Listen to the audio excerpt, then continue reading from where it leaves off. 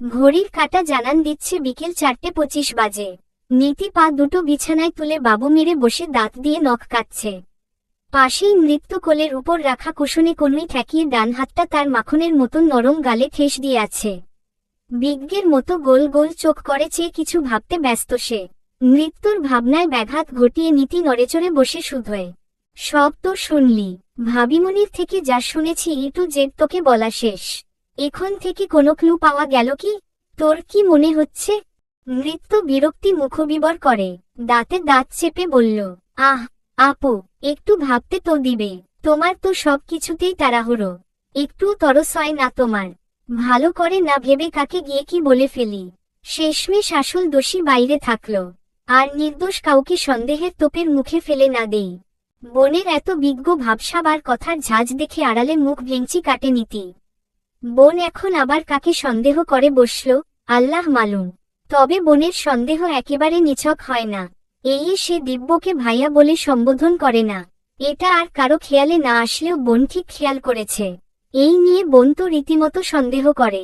একদিন তো সোজা প্রশ্ন করে উঠেছিল, ব্যাপার স্যাপার কি আপু, তুমি ইভান ভাইয়াকে তো বেশ ভাইয়া বলে ডাকো, তবে দিব্য ভাইয়াকে কেন ভাইয়া বলো না? কেমন একটা উজো রাখো। ছোট মির্জা, জিদি, রাগী মির্জা বলে সম্বোধন করো। বিষয়টা মোটেও স্বাভাবিক নয়। বোনের এই সন্দেহটা মিথ্যেও নয়। যবে থেকে দিব্যর প্রতি তার মনে সুপ্ত অনুভূতি জন্মেছে, তারপর থেকেই ভাইয়া ডাকতে নীতির ইচ্ছে করত না। কিশোরী বয়স থেকেই দিব্যকে তার ভালো লাগত। অনার্সে ভর্তি হওয়ার পর একটু একটু করে অনুধাবন করল। শুধু ভালোই লাগে না, বরং সে দিব্যকে ভালোবাসে। কিন্তু মেয়ে বলে লজ্জা আর দ্বিধা কাজ করে। তাই আজও সরাসরি প্রপোজ করা হয়নি। আকার ইঙ্গিতে বোঝানোর চেষ্টা করা হলেও গাধাটা বুঝেনি। আর বুঝবে কি করে, সব সময় সে তো হাই মেজাজ নিয়ে চলে। নীতি বোনের করা প্রশ্নের উত্তর না দিয়ে সুন্দর করে হেনতেন বলে এড়িয়ে যায়। তবে নীতির অনুভূতির জোয়ারে ভাষা মন বলে, দিব্যর সাথে তার থেকে ভাইয়া ডাকটা যায় না। বড্ড বেমানান, বাজে লাগবে। শেষমেশ এমন অবস্থা হবে রোমান্টিক কোন মুহূর্তে দিব্য জোর করে দুটো চুমু টুমু খেতে গেলে আচমকা বলে উঠতে পারে, ওই ভাইয়া, না প্লিজ। ইস, এমন হলে লজ্জায় পড়তে হবে। তাই আগে থেকেই নীতি দিব্যর জন্য তার থেকে ভাইয়া ডাকটা খতম করেছে। গোল ফ্রেমের চশমাটা এক আঙুলের সাহায্যে নাকের ডগায় নামিয়ে ফের চোখে এঁটে গলা খাকারি দিয়ে বলেন নৃত্য, আমার আগেই কেমন একটা সন্দেহ হতো বুয়াকে নিয়ে। সেদিন সাত সকালে বুয়াই কিন্তু চিল্লিয়ে সবাইকে ডেকে হুলস্থুল কাণ্ড করেছিল। আমার খটকা লেগেছিল। সেদিন বুয়া সকাল সকাল ভাইয়ার রুম ঝাড়ু দিতে চলে গেল। না মানে প্রথমেই ওই রুম। কথাটা সেদিন সবার সামনে বলতে চেয়েও পারিনি। আমি কিছু বলতে গেলেই তো মাম্মা কষিয়ে ধমক দেয়। আর সেদিন নানুয়াপুর চেঁচামেচির সময় মাম্মা ধমকিয়ে আমাকে রুমে চলে যেতে বলে। কৌতূহল নিয়ে পড়ে যা আড়ালে লুকিয়ে চুরিয়ে দেখেছিলাম এতটুকুই। একটু থেমে সিরিয়াস হয়ে ফের বলতে থাকে, ভাবিমনির বয়ান থেকে জানলাম ভাবিমনিকে সেদিন দুধ দেয় বুয়া, মামির আদেশে। বিভিন্ন সময় আমরা ক্রাইম নিউজে দেখি এইসব কোমল পানীয়ের ভেতরই কিন্তু গন্ডগোল হয়ে থাকে। এখন সন্দেহ দুটো, এ বাড়িতে বাইরের লোক আসেনি, যা হয়েছে বাড়ির ভেতরের লোকদের দ্বারাই। কথা হলো বুয়া কেন এরকম করতে যাবে? তার উদ্দেশ্য কি? তার লাভই বাকি। নিশ্চয় লাভ আছে। লাভ ছাড়া আজকাল কেউ সুতোটিও সরাবে না। বুয়াকে দিয়ে কেউ করাতে পারে। সেই আড়ালে থাকা কেউকে? প্রথম সন্দেহ মামি। আহা, বোনের কথার ভাঁজ দেখে মনে হচ্ছে কোন বড় কেস স্টাডি করছে সে। তবে মামির নাম শুনতেই নীতির চোখ দুটো কপালে ওঠে।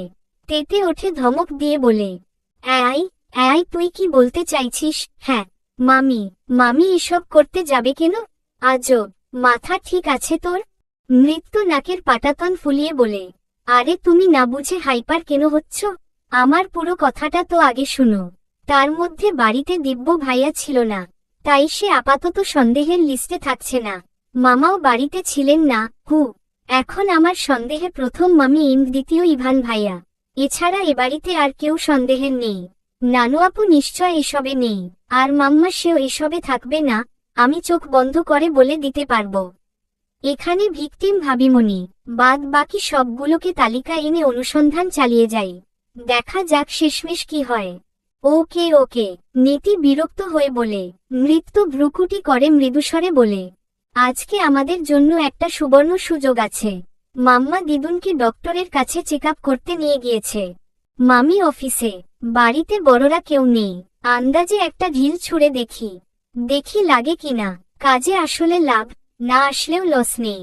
আর তোমাকে বললাম না, সেদিন বুয়াকে ফোনে কারো কাছে টাকা চাইতে শুনেছি আমি, বলে দিব এরকমও বলছিল। নানু আপু আমাকে বুয়াকে ডাকতে পাঠিয়েছিল। তার থাকার কক্ষে যেতে গিয়েই আমার কানে আবছা আসে। পায়ের শব্দ শুনে তড়িঘড়ি করে কল কাটে। আর কেমন ঘাবড়ে যায়, চোর ধরা পড়ার মতন মুখ কাচুমাচু করে। চলো মিশনে নামি, বাকিটা দেখা যাক। কথাটা শেষ করে নৃত্য নীতির কানের পাশে মুখ নিয়ে ফিসফিস করে আরো বলে, এমন ভাবে বলছে মনে হচ্ছে দেওয়ালেরও কান আছে বোধ হয়।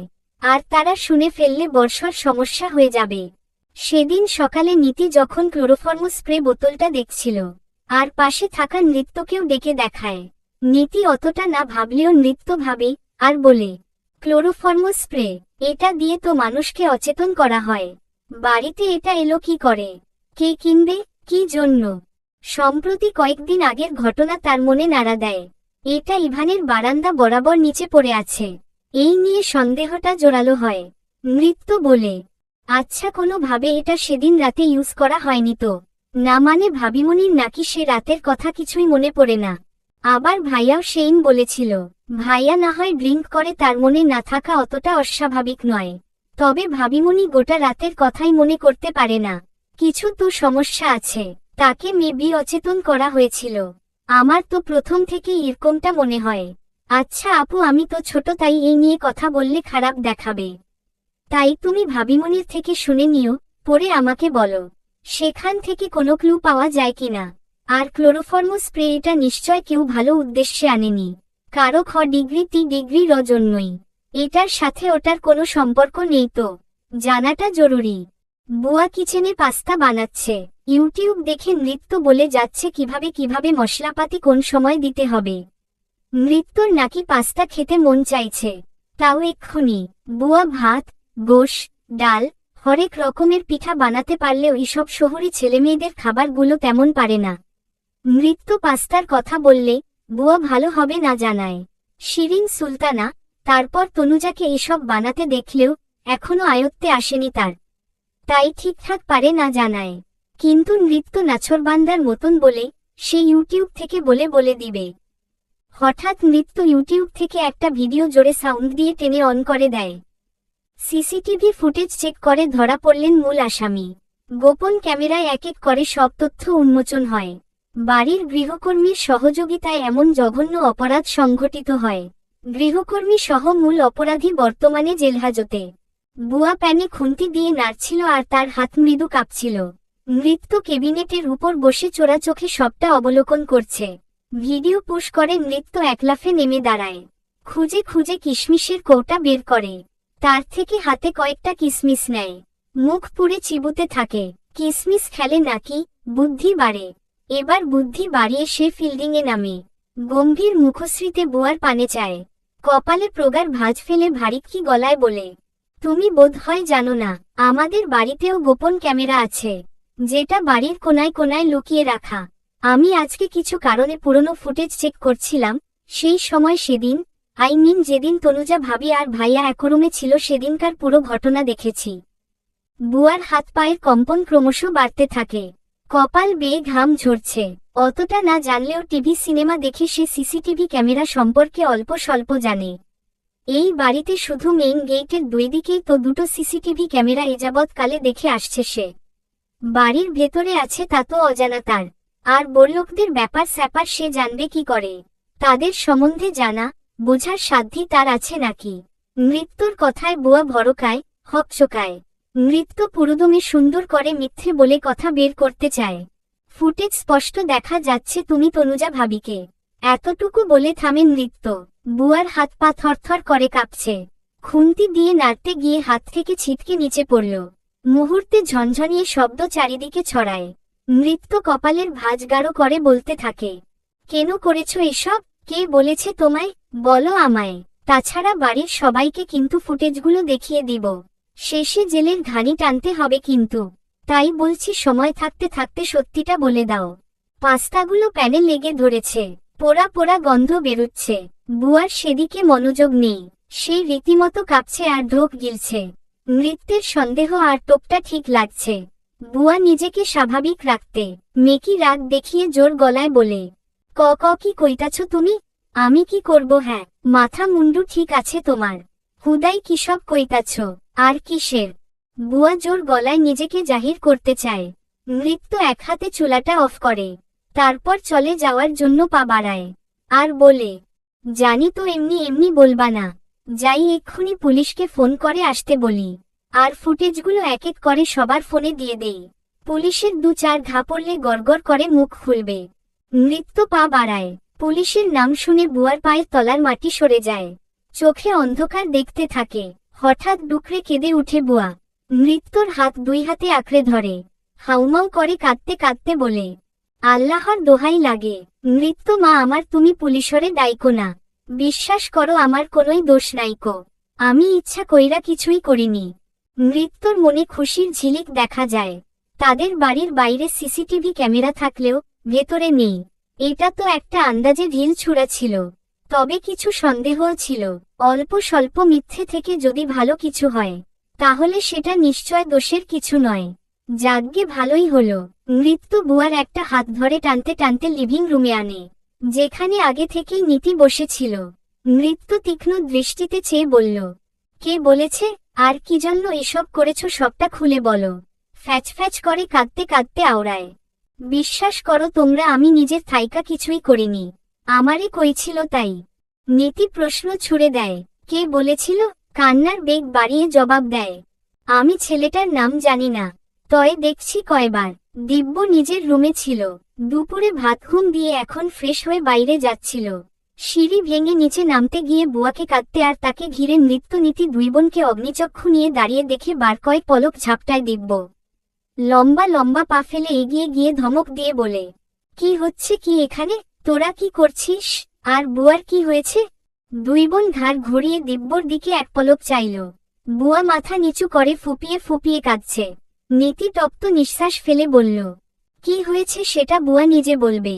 সেদিন ও ভাবিমনির সাথে কি করেছে সেটা বলবে। কার কথা মতো করেছে সেটা বলবে। দিব্যর চোখমুখে বিস্ময় প্রকাশ পায়। ও তো এই কদিন ধরে আসল ঘটনা জানার জন্য মরিয়া ছিল। দিব্য ত্রস্ত পা ফেলে এগোয়। তনুজা রুমে ছিল। হঠাৎ কারো কান্নার শব্দ ভেসে আসে।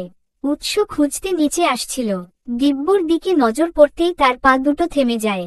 একবার রুমে ফিরে যেতে চায়, কিন্তু পারে না। একজন মানুষ কাঁদছে। তারপর গরিব অসহায় মানুষের প্রতি তনুজার দরদ, সহানুভূতি একটু বেশি। নিজেও যে বড্ড অসহায় তাই হয়তো। আর নয়তো তার ভেতর সুন্দর একটা কোমল হৃদয় আছে।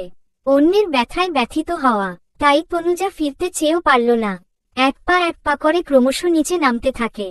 দিব্যর হাতের আঙুলগুলো মুষ্টিবদ্ধ হয়ে যায়। দাঁত কটমট করে বলে, কার কথা মতো? আর কি করেছ বলো? 1 সেকেন্ড দেরি হলে খুন করে ফেলবো কিন্তু। ফার্স্ট এন্ড ট্রুলি সবটা বলো। বলো। দিব্যর ধমক দেওয়া কথাটা দেওয়ালে প্রতিধ্বনিত হতে থাকে। বুয়া কেঁপে উঠল। জরাজীর্ণ রংচটা শাড়ির আঁচলটা টেনে মুখে চেপে ধরে ডুকরে কেঁদে ওঠে। হাউমাউ করে কাঁদছে। তনুজা এগিয়ে আসে। নৃত্য 2 আঙুল কানে গুজে বিরক্ত হয়ে বলল, থামবে তুমি? ভাব হ্যাঁ করে পাছে কেঁদো, আগে সবটা বলো। নীতি নৃত্য 2 বোনের এহেন আচরণে তনুজা চরম আশ্চর্যান্বিত হয়ে চেয়ে থাকে। তারা 2 বোন তো যথেষ্ট ভদ্র আর ভালো মনের, তাহলে এখন কি জন্য বুয়ার সাথে রূঢ় আচরণ করছে? দিব্য মানেই একটা জম, যে রাগ বাবা। তার ধমক শুনে বুয়ার হৃৎপিণ্ডটা ছিটকে বেরিয়ে আসার জো হয়েছে। বুয়া দিব্যর পা জড়িয়ে ধরে, আমি কিছু করি নাইকো বাপ, আমার কোনোই দোষ নাইকো, বিশ্বাস করো। দিব্য দাঁত কটমট করে নীতির পানে চেয়ে 1 আঙুল নাড়িয়ে ইশারা করল। নীতি বুয়ার বাহু টেনে ছাড়িয়ে সোজা করে বলল, উফ, তাড়াতাড়ি বলো। বেশি দেরি করলে কিন্তু ছোট মির্জা ডিরেক্ট অ্যাকশনে চলে যেতে পারে। সব বলো। কে বলেছে আর কিভাবে কি করেছ? বুয়া চোখের জল নাকের জল এক করে বলতে থাকে, একটা ছেলে আমারে কয়দিন ধরছিল, টাকার লোভ দেখাইছিল, কামদা কইরা দিলে ময়লা টাকা দিব। গরিব মানুষ বোঝেনি তো, প্রথমে রাজি হইনি কো, পাছে গিয়া লোভে পইরা রাজি হই। আমি ভুল কইরা ফেলাইছি দিব্য বাবা, আমারে মাফ কইরা দাও। দিব্যর কপালের রগগুলো দপদপ করছে। এক হাত কোমরে, অন্য হাতে কপাল স্লাইড করছে সে। তনুজা ফ্যালফ্যাল চোখে চেয়ে দেখছে আর বিস্মিত হচ্ছে।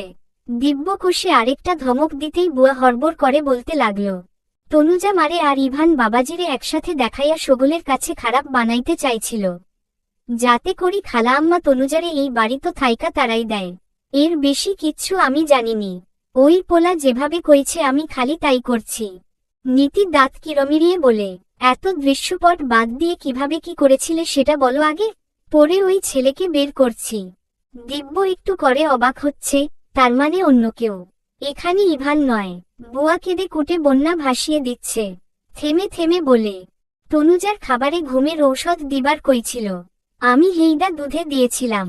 তারপর তনুজা বাথরুম থাইকা ঘুমে নিজের ঘরে যাইবার পারতি ছিল না। মাইয়াডা এমনি ঘুমে কাবু। কয়দিনেই আমি এটা খেয়াল করছিলাম। দুধ দেওয়ার পর থেইকা আমি তককে তককে ছিলাম।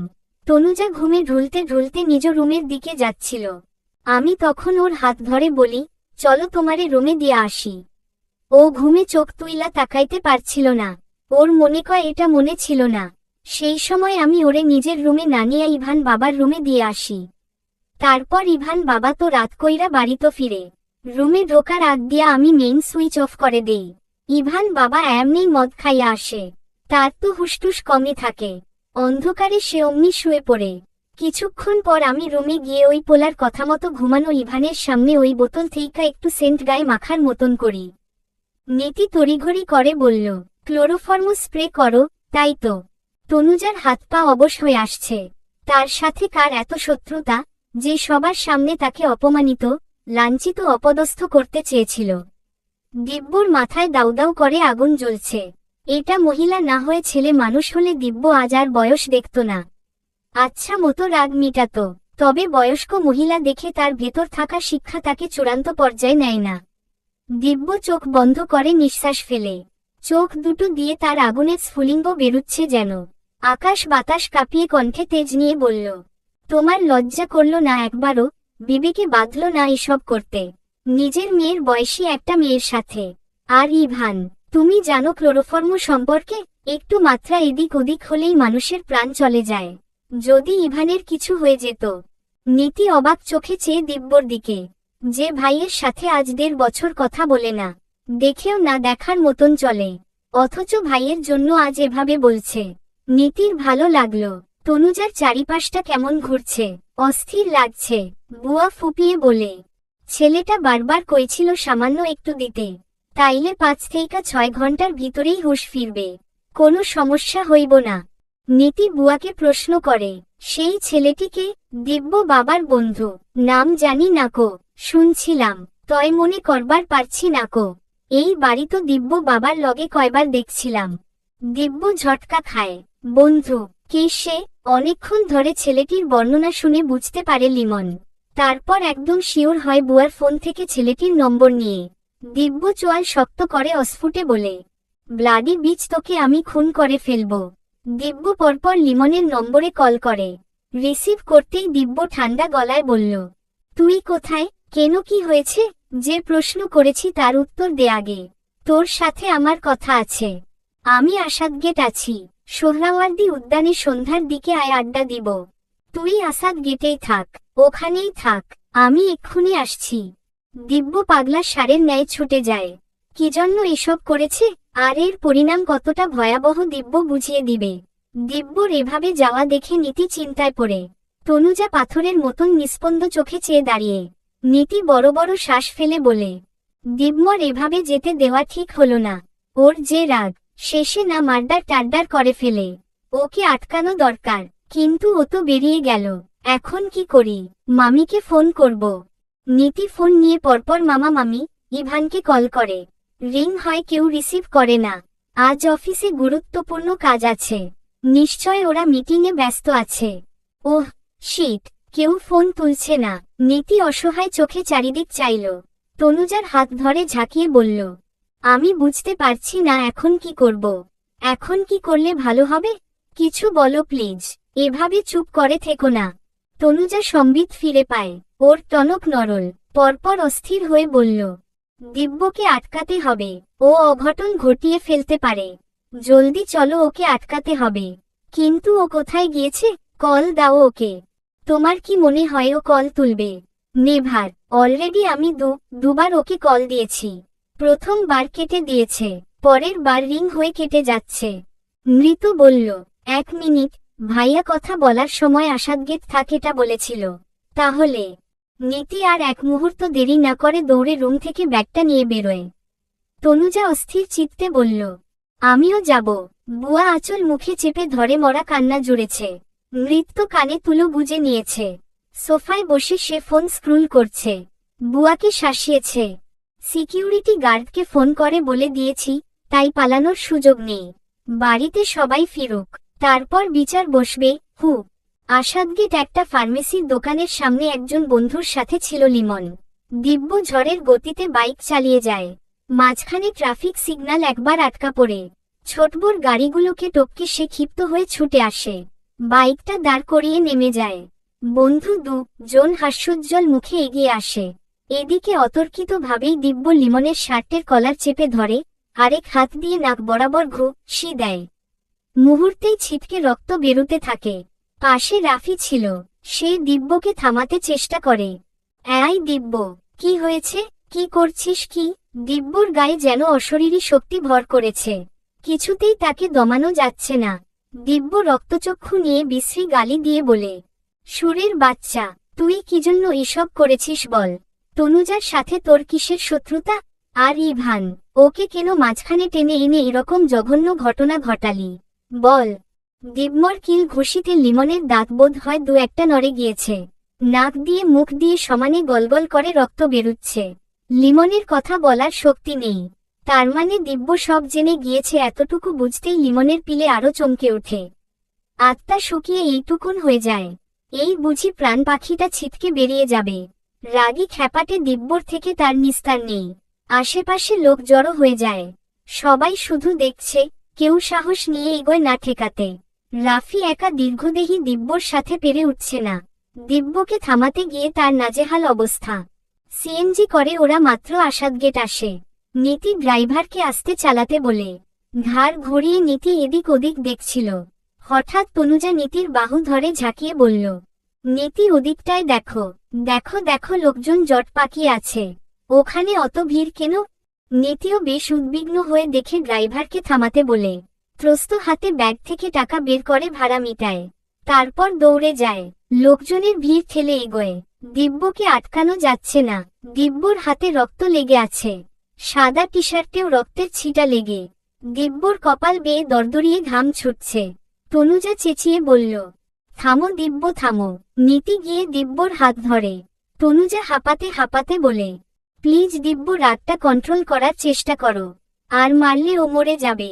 প্লিজ তুমি শান্ত হও, আর ধীর সুস্থে সবটা শোনো। দিব্য ঘাড় ঘুরিয়ে তনুজার দিকে চায়। নীতি আর রাফি মিলে লিমনকে ছাড়িয়ে নেয়। দিব্য চেঁচিয়ে বলে, ওকে আমি মেরাই ফেলব। ওর সাহস কি করে হয় আমার আপনজনদের সাথে এরকম করার?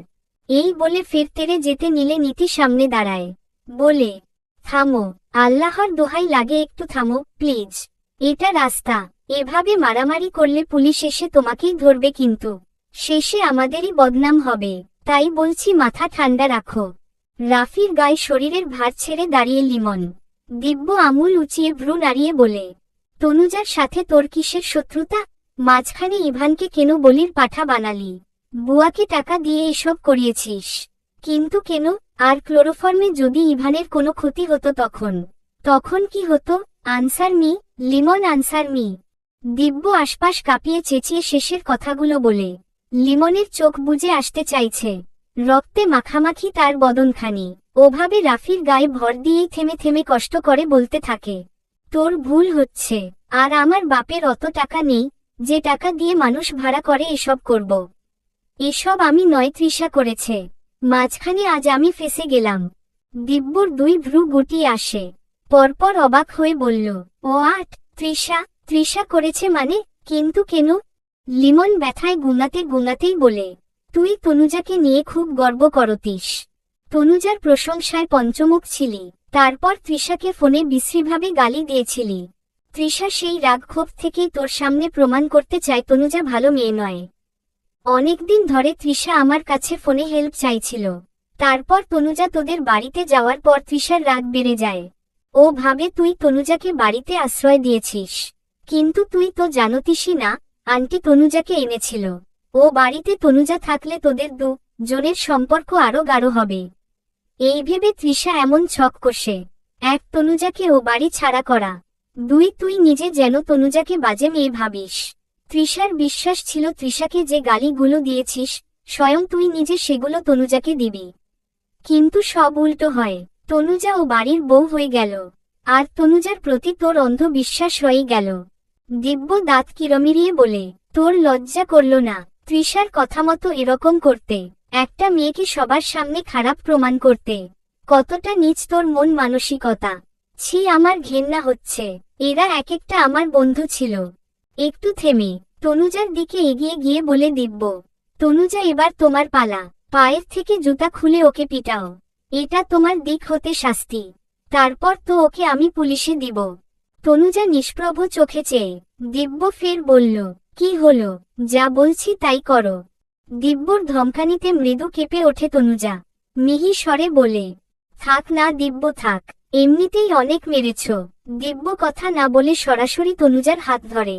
আচমকা হাতটা ধরায় তনুজা বিব্রত বোধ করে। তনুজা কিছু বলার আগেই দিব্য তাকে এগিয়ে নিতে নিতে চোয়াল ঝুলিয়ে বলে, যা বলেছি তাই করো, ওকে জুতো পিটা করবে, শুরু করো। তনুজার অস্বস্তি হচ্ছিল। সে দিব্যর ধরে রাখা হাতের দিকে এক পলক তাকায় তো ফের দিব্যর রাগে লাল হয়ে থাকা মুখাবয়বের দিকে চেয়ে বলে ওঠে, দিব্য হাতটা ছাড়ো, ছাড়ো। দিব্য রাগে ফুঁসছে, কোনো কথাই যেন তার কানে ঢুকছে না।